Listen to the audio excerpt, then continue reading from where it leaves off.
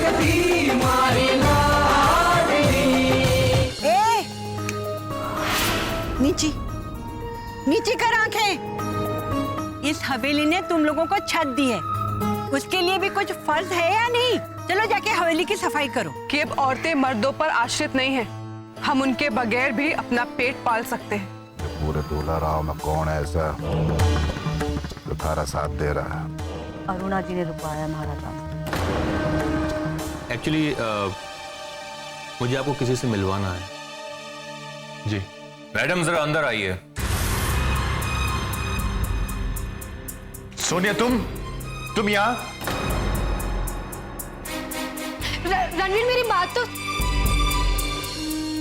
आज एक जिद ने हमारे हंसते खेलते परिवार को कहाँ लाके खड़ा कर दिया। मेरा छोरा भी घर छोड़ के चला गया।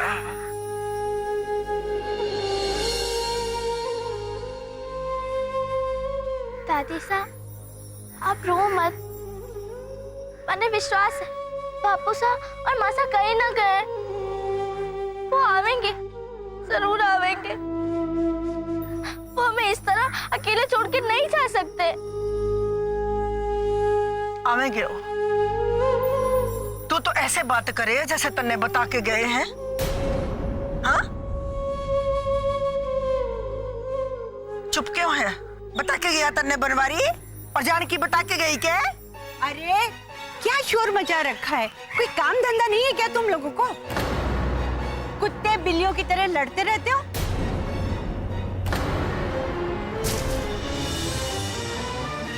माफ कर दीजिएगा मालकिन, पर हमारी मासा बोले हैं कि जिस घर में कोई विपदा पड़ी होती है ना, उसी को दुख का एहसास हुए है। फिर आपको तो देख के मुझे ना लगे है कि आप पर कभी कोई दुख पड़ा है। ए यू, तुम वही हो ना जो शिक्षा केंद्र में रहती हो? जी हाँ, मैं वही हूँ। ओ तो बताओ जरा, किस बात का माता मना रहे हैं लोग? क्या विपत्ता आ गई है इन पर? जरा मैं भी तो सुनूं। नानी साहब आप ऐसा बोल रही हो ना, इसमें आपकी कोई गलती ना है, क्योंकि मैंने किताब में पढ़ा है, चाके पाँव ना फटी हुई बाई, वो क्या जाने पीर पर आई। Oh my god, poetry! एक चोर की बेटी पोइट्री कर रही है।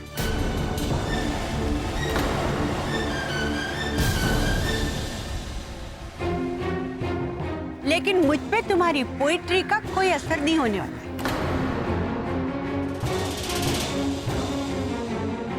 न किसी के चोर कह देने से हमारा छोरा चोर ना हो जाएगा। कोई चोरी ना की है उसने। किस किस को बताओगी? सब तो जानते, पूरा गांव कह रहा है कि तुम्हारा बेटा चोर है।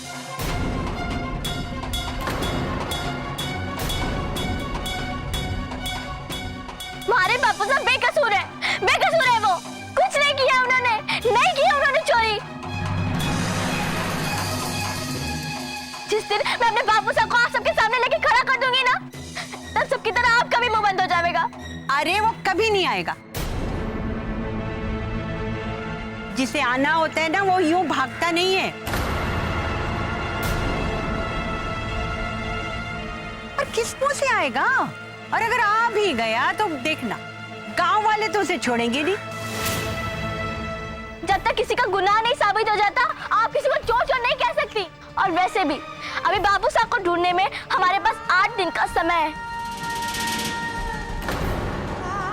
अगर मैं 8 दिन में बाबू साहब को नहीं ला पाई तो हमारी गलती है, और 8 दिन में मैं अपने बाबू साहब और माँ साहब को लाऊंगी।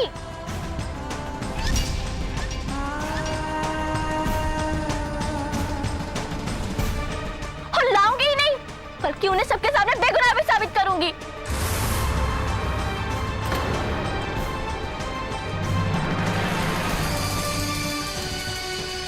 चल उदय,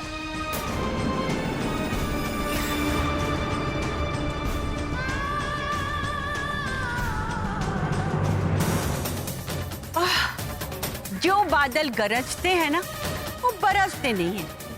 माय गॉड, मैं भी पोइट्री करने लगी।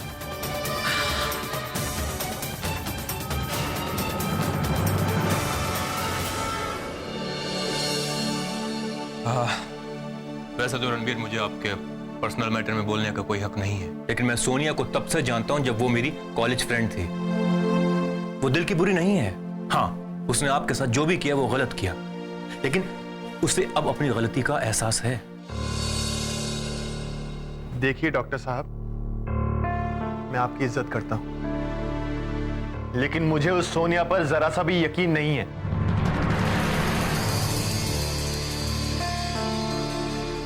मैं मानता हूं कि एक बार यकीन टूट जाए तो दोबारा यकीन करना बहुत मुश्किल होता है,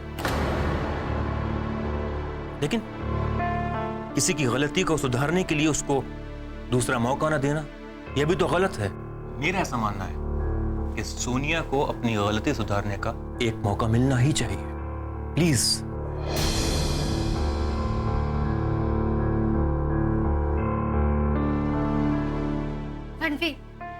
रणवीर प्लीज, रणवीर प्लीज मुझे माफ कर दो रणवीर। मैं सच कहती हूँ रणवीर, मेरा इरादा तुम्हें दुख पहुंचाने का नहीं था रणवीर। हालात ही कुछ ऐसे थे रणवीर कि मैं बहक गई थी, लेकिन मुझ पे ट्रस्ट करो रणवीर, तुम्हारे लिए मेरी जो फीलिंग्स थी वो झूठी नहीं थी, और ना ही मेरी फीलिंग्स तुम्हारे लिए झूठी है आज। लेकिन मुझ पे विश्वास करो रणवीर, मुझे माफ कर दो प्लीज रणवीर, मुझे माफ कर दो रणवीर। मैं अपनी नजरों में गिर चुकी हूँ रणवीर। मैं तुम्हें फोर्स करना नहीं चाहती रणवीर, क्योंकि मैं वो अधिकार खो चुकी हूँ, लेकिन फिर भी एक बार मैं तुमसे कहती हूँ, मुझे माफ कर दो रणवीर, मुझे माफ कर दो रणवीर। मैं अपनी नजरों में बहुत गिर चुकी हूँ रणवीर। मैं तुम्हारी गुनहगार हूँ, तुम मुझे जो सजा चाहो वो दे सकते हो रणवीर, मुझे मंजूर है, लेकिन मुझे माफ कर दो रणवीर, प्लीज मुझे माफ कर दो प्लीज रणवीर, प्लीज।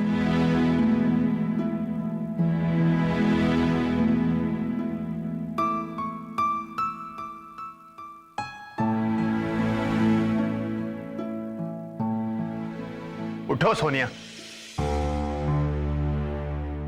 मैंने तुम्हें माफ किया।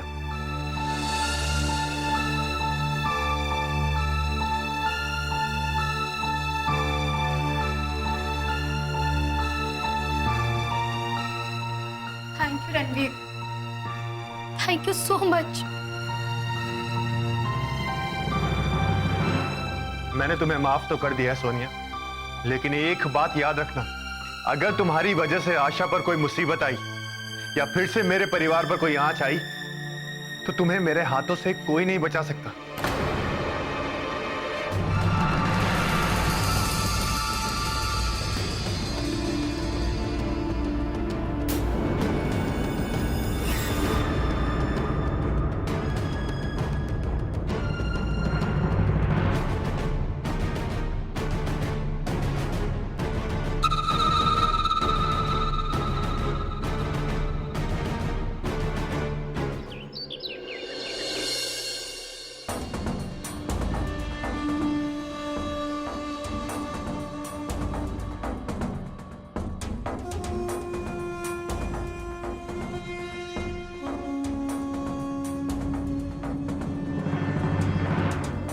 क्या कर रहे हो भाई साहब? हाँ, अकेले शतरंज की बिसात बिछा के खुद से ही खेले जा रहे। अरे मारे लोगों की जिंदगी की शतरंज की बिसात में जो तूफान है उसका अंदाज है आपको भाई साहब?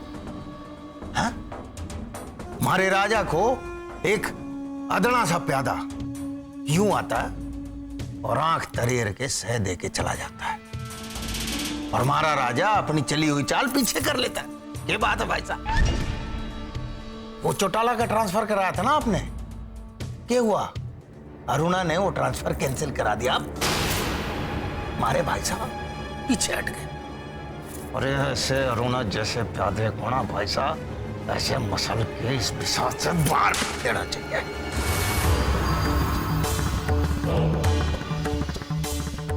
क्या चाहता है तू?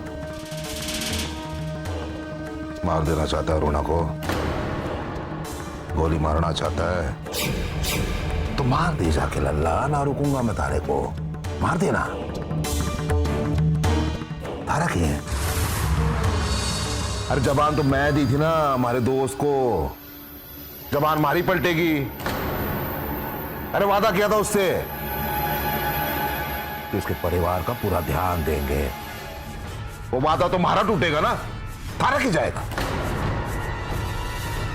तुम्हारे को मारना होता ना लल्ला तो कब का मार देता, गोलियां चला देता, 6 की 6 गोलियां दाग देता।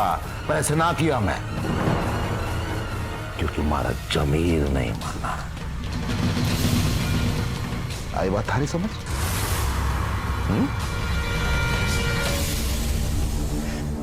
तुम्हारा यो बड़े जमीर वाला राजा मने ये बताएगा कि अब मने क्या करना है? यूं खड़ा खड़ा देखता रहूं कि कोई भी प्यादा आए हमारे राजा को एक आंख दिखा के चला जाए, मैं खड़ा रहूं?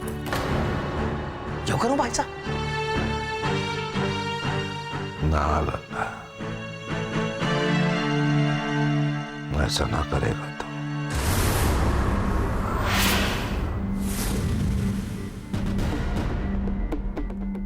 अब इस बिसात को ना तो ध्यान से देख।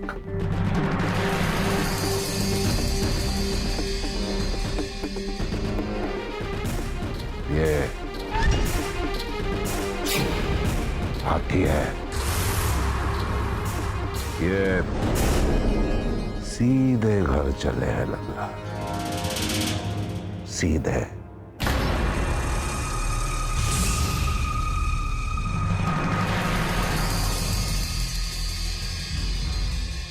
ये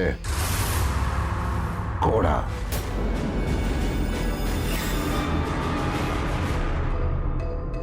ढाई घर चले हैं, ढाई घर लल्ला।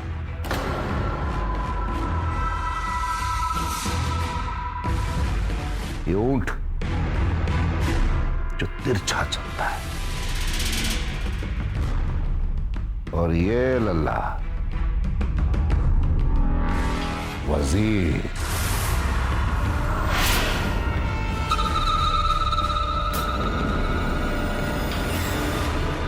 जो ढाई घर छोड़कर सब घर चले।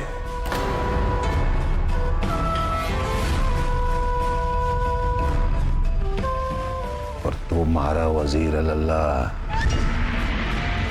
थारे को वो ढाई घर भी चलने हैं, तभी जाकर हमारी जीत होगी। ये शतरंज की बिसात है ना लल्ला,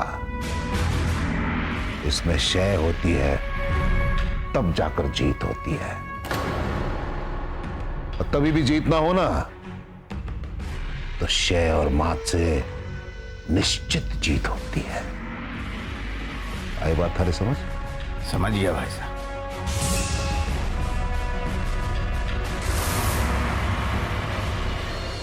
अब देखना भाई साहब का ये वजीर शतरंज के इतिहास में वो चाल चलेगा भाई साहब जो किसी वजीर ने नहीं चली। मैं चलूंगा वो ढाई घर भाई साहब।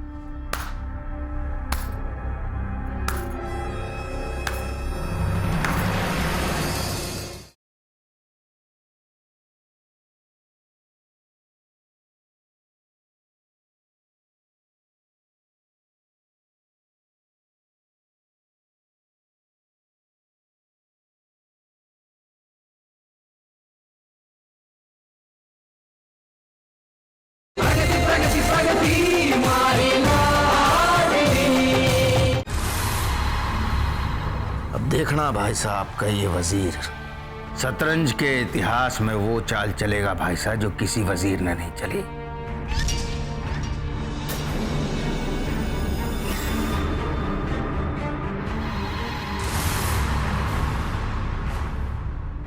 मैं चलूंगा वो ढाई घर भाई साहब जिसकी आप बात कर रहे हो।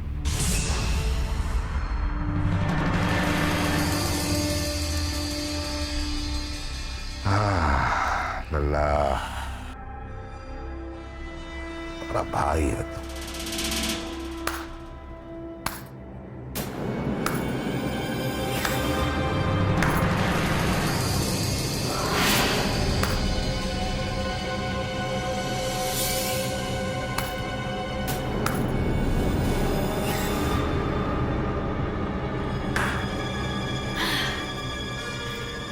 के चाल चले हो हुकुम?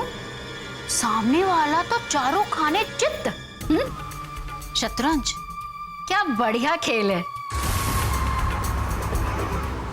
राजा, वजीर, पैदल, हाथी, घोड़े, सारा खेल यहीं पे बैठ के खेले हो आप लोग?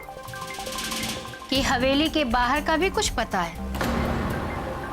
हवेली के बाहर क्या हो रहा है उसमें दिमाग लगाना है कि बस खेल में ही दिमाग लगा रहेगा? आपस में ही राजा बन जाओगे, वजीर बन जाओगे, चाले चलोगे, शहमात। बाहर हवेली की इज्जत नीलाम हो रही है। अरे बाहर के लोग तो बैठे ही हैं ना तमाशा देखने के लिए कि कब हवेली में कोई कांड होवे और वो अपनी आंखें और हाथ सेकने के लिए आ जावे हैं। तने घर में थोड़ी सी भी सुख शांति पसंद नहीं है क्या? चलिए आई आग में घी डालना। हाँ, आग में घी तो डालूं। झगड़ा लगाने का मारे को शौक है। बड़ा मजा आवे है जब हवेली की इज्जत उछाली जावे और जब हवेली की ओर लोग आंख उठा के देखे हैं। बड़ा मन को सुकून मिले हमारे को, बहुत मजा आवे है मन ने। यही काम तो है ना, हमारे पास और कोई काम ही ना है। ये सूत्री, सीधी तरह से बोल, बात क्या है? ना बोलूंगी, कुछ भी ना बोलूंगी, दिखाऊंगी। इस हवेली की बींदड़ियां इस हवेली की इज्जत बीच बाजार में नीलाम करे हैं, बेभाव के बेचे हैं। अरे एक वो समय था जब हवेली के बाहर से कोई भी गुजरे ना तो आंखें झुका के, सर झुका के निकलता था। और आज छोटा सा बच्चा भी ना ये सीना चौड़ा करके हवेली की ओर मुंह बना के निकले हैं। ऐसा क्यों है? ऐसा इसलिए है कि इस हवेली की जो इज्जत है ना, आपकी बींदड़ियां वो सर उठा के इस हवेली के खिलाफ खड़ी हो गई हैं। अरे बाहर दूसरी हवेली खड़ी करे हैं आप लोगों के खिलाफ।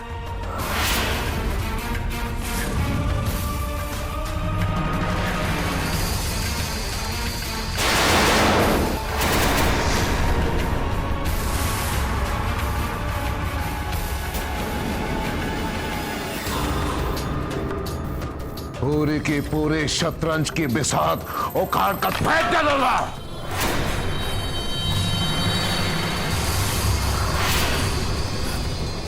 उधर तो बाबू सा का गमछा है। हाँ दीदी।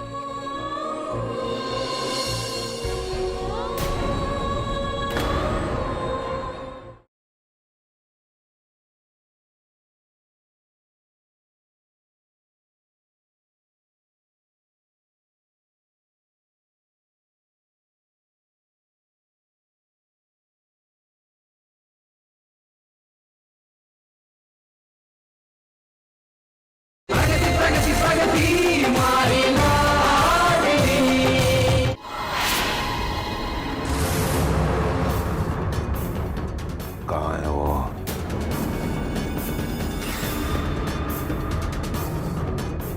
आओ आप, दिखाती हूं मैं।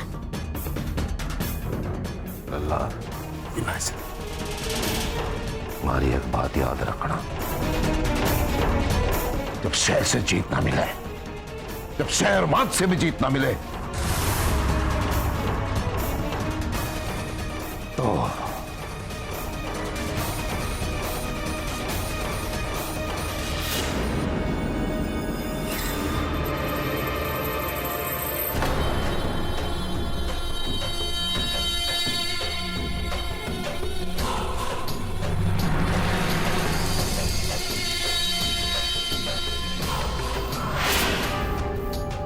पूरे के पूरे शतरंज की बिसात उखाड़ कर फेंक डालूंगा।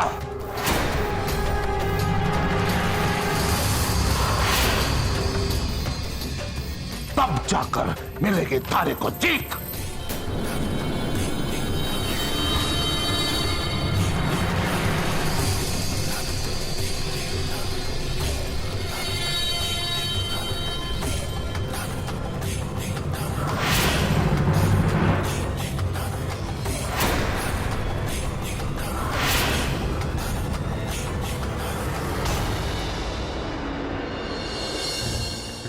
उदय, पता नहीं पापू साहब कहाँ चले गए।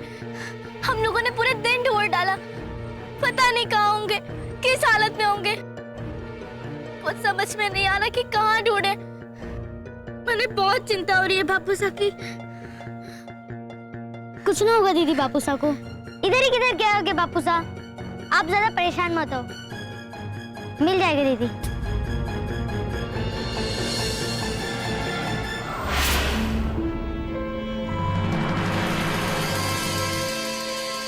दीदी वो देखो,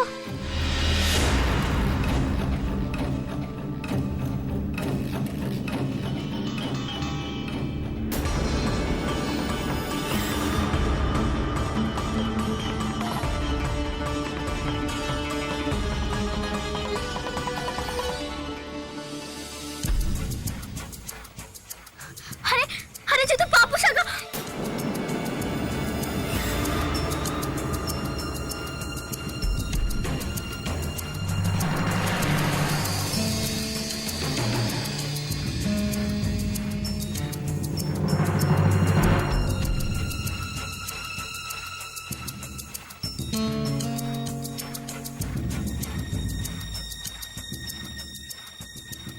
उदय, उदय जी, तो बापू साहब का गमछा है। हाँ दीदी, जे तू काका सा का गमछा है।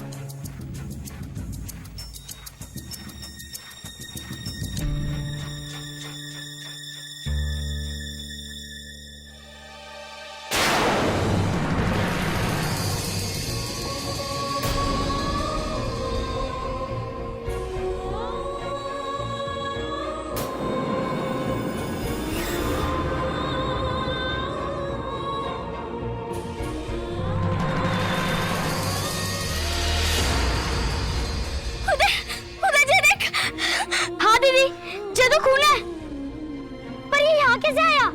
इसका मतलब?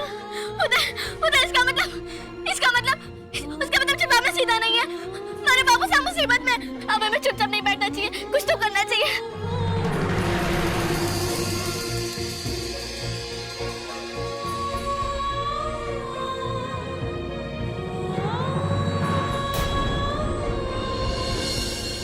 समझाया तो उसे जाता है जिसके पास दिमाग हो, जिसमें सोचने समझने की जरा सी भी शक्ति हो। चुप रह, वरना गर्दन काट के फेंक दूंगा तारी, समझे? खबरदार छोटे हुकुम, यो जमीन यो खेत थारी जागीर ना है, ना यो रियासत थारी है। अच्छा होगा आप लोग चले जाएं यहाँ से। तुम्हारे बच्चों को तुम्हारे से अलग ना कर सकते।